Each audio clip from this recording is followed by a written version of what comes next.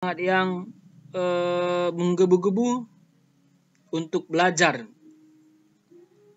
di semester 3 ini. Hari ini kita belajar SPSS 1 ya.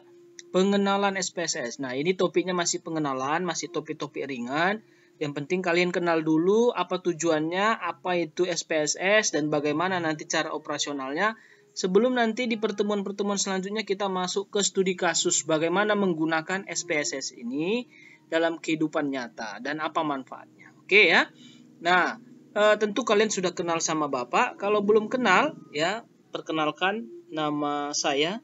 Boleh manggil Abang ya, manggil Bapak juga boleh. Aditya Arnomanik ya. Nah, ini dulu di awal yang ingin Abang sampaikan kepada kalian. Ya, harapannya di awal ini kalian belajar SPSS ya, kontrak perkuliahan kita. Ya, tentu kalian sudah tahu bahwa di Medikom kalian belajar untuk satu mata pelajaran itu ada sebanyak 14 pertemuan ya, 14 pertemuan belajar ditambah dengan 2 pertemuan itu ujian mid dan ujian semester. Nah, jadi harapan Bapak, ya harapan saya untuk setiap pertemuan kalian harus hadir ya. Ikuti semua setiap pertemuan supaya kalian bisa berhak mengikuti yang namanya ujian. Nah, kalau tidak bisa hadir, tidak bisa ikut, tidak kumpul tugas, ya tentu ini masih bisa diterima. Kalau mungkin karena sakit 1 kali tidak hadir, bolehlah. Tapi kalau sampai lebih banyak tidak hadir daripada hadirnya, tentu tidak bisa ikut ujian. Ya, saya pun juga tentu tidak akan bisa memberikan penilaian yang tepat kalau kalian tidak hadir di pertemuan-pertemuan yang lainnya. Nah, jadi harus hadir setiap pertemuan, kerjakan tugasnya, dan jangan terlambat mengumpulkan tugas karena itu tentu akan menghambat penilaian. Jadi kalian ya upayakanlah selesaikan juga tugasnya tepat waktu ya. Nah, supaya bisa nilainya tepat waktu juga. Oke. Untuk yang lainnya boleh nanti kalian tanya apa yang nggak kalian mengerti atau nggak kalian ketahui ya. Langsung saja kita masuk ke SPSS. Nah, pengantarnya SPSS. Nah, apa itu SPSS? SPSS itu singkatan dari Statistical Product and Service Solution ya. Merupakan software atau aplikasi yang digunakan untuk mengolah statistik, data-data statistik ya. Selain mengolah data, SPSS juga dapat menganalisis dan mempresentasikan data tersebut ke dalam bentuk tabel atau grafik. Nah, itu di SPSS. Nah, jadi data-data statistik misalnya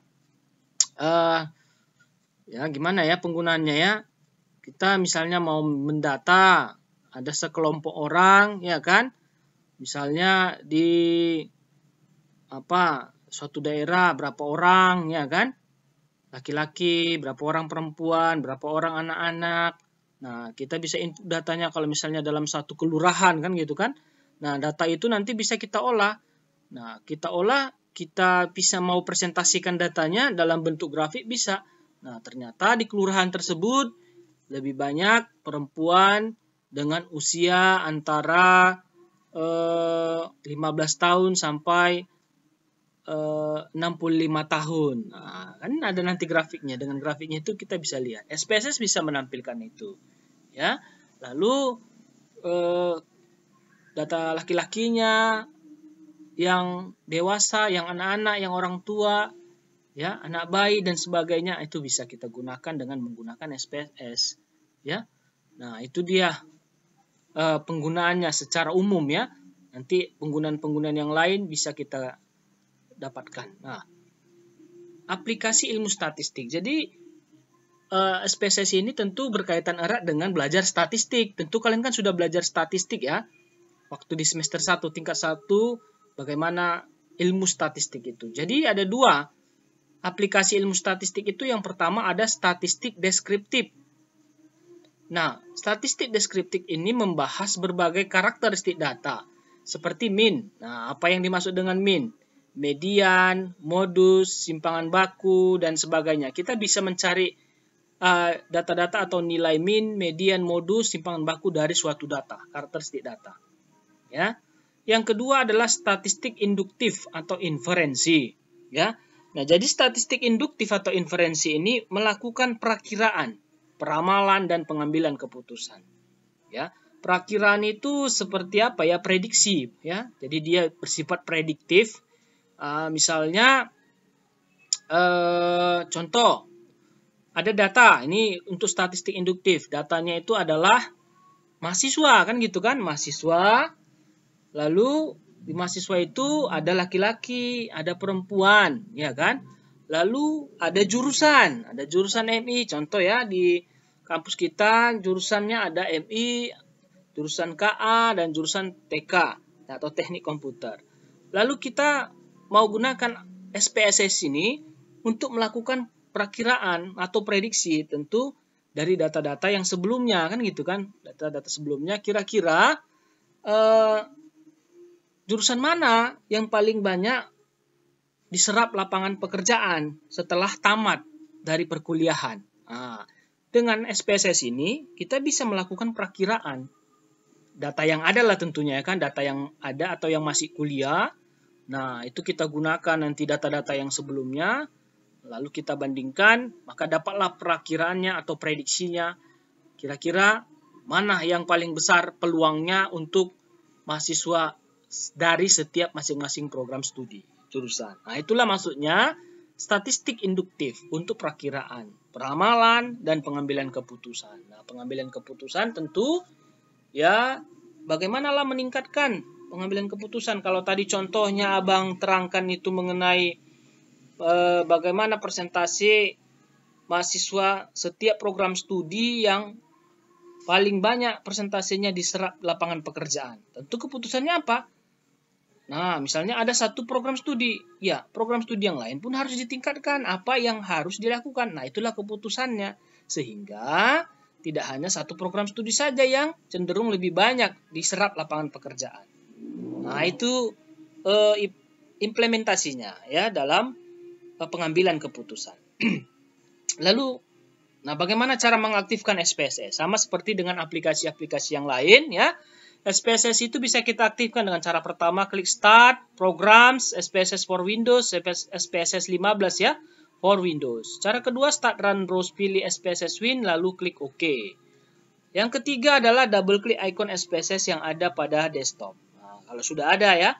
Kalau belum ada nanti gimana bang? SPSS ku belum ada di komputer. Datang aja ke Medicom. Tentu nggak boleh rame-rame ya. Sendiri-sendiri karena ini masih pandemi. Datang, jumpai nanti bagian teknisi komputer di Medicom.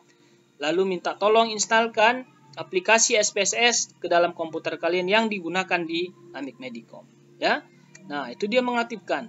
Kita masuk ke operasi-operasinya. Ini operasi dasar saja, ya kan? Karena dengan kita mengetahui operasi dasar ini, nanti kita akan bisa memahami studi kasusnya menggunakan SPSS ini. Ya. Yang pertama, bagaimana membuat variabel dan mengisi data. Jadi, dalam SPSS itu ada tab dia, ada tab view, ya, variable view. Nah, dari view itulah nanti kita akan mengisi data atau membuat variabel.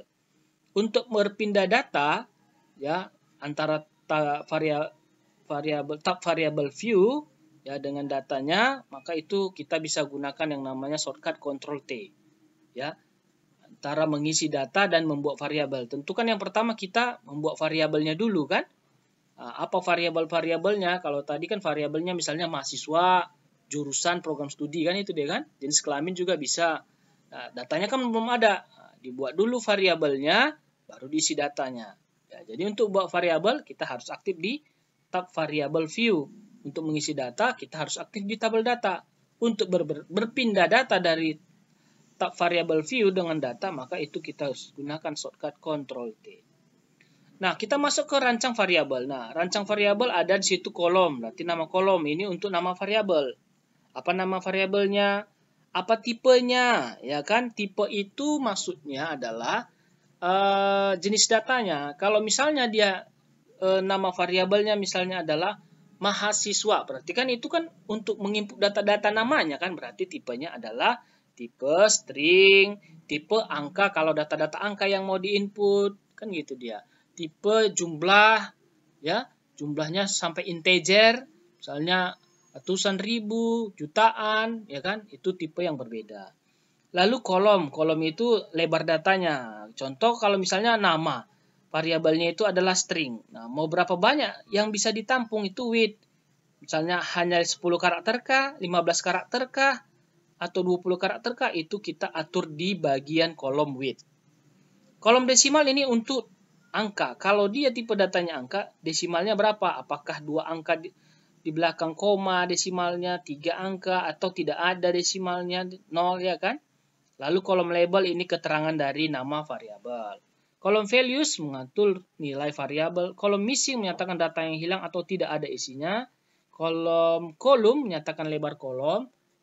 Align, perataan, measure, skala pengukuran. Nah, ulangi, ketik variabel yang lain. Bila sudah selesai merancang variabel, aktifkan tab data. Dia kan?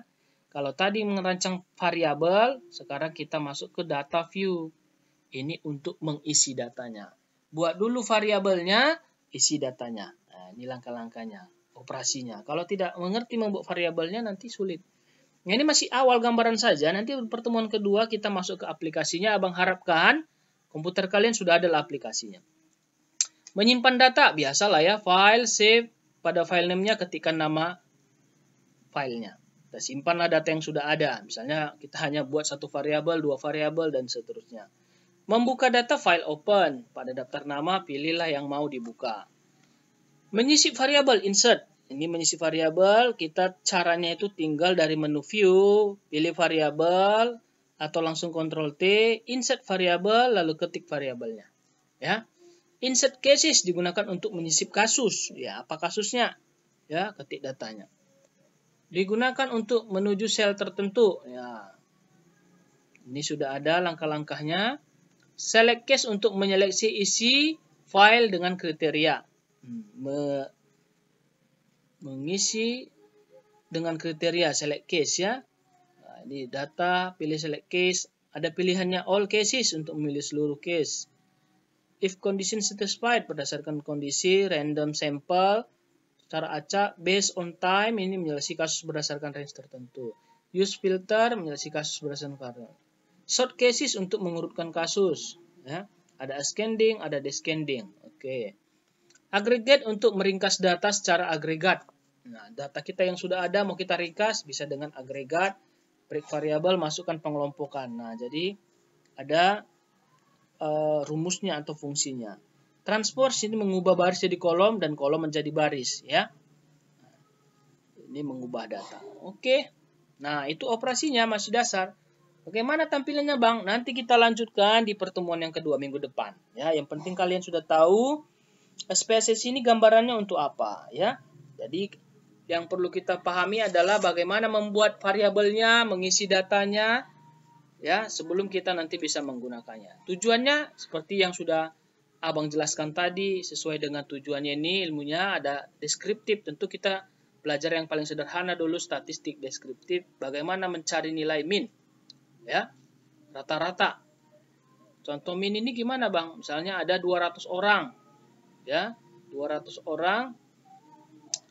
Nah, ada anak-anak, ada orang dewasa, ada laki-laki, ada perempuan, ada nenek-nenek. Nah, dicari rata-rata. Kalau perempuan berusia 12 sampai 15 tahun itu berapa jumlahnya rata-ratanya? Nah, gitu bisa dia dari SPSS ini. Oke. Nah, itu dulu ya penjelasan di awal dari bahan. Ini sengaja dibuatkan videonya supaya lebih interaktif dia ya kan, untuk pengenalan SPSS ini. Ya, ini dulu pertemuan kita ya adik-adik semua. Tetap semangat belajarnya, dikerjakan tugasnya tepat waktu. Terima kasih dan selamat pagi semuanya.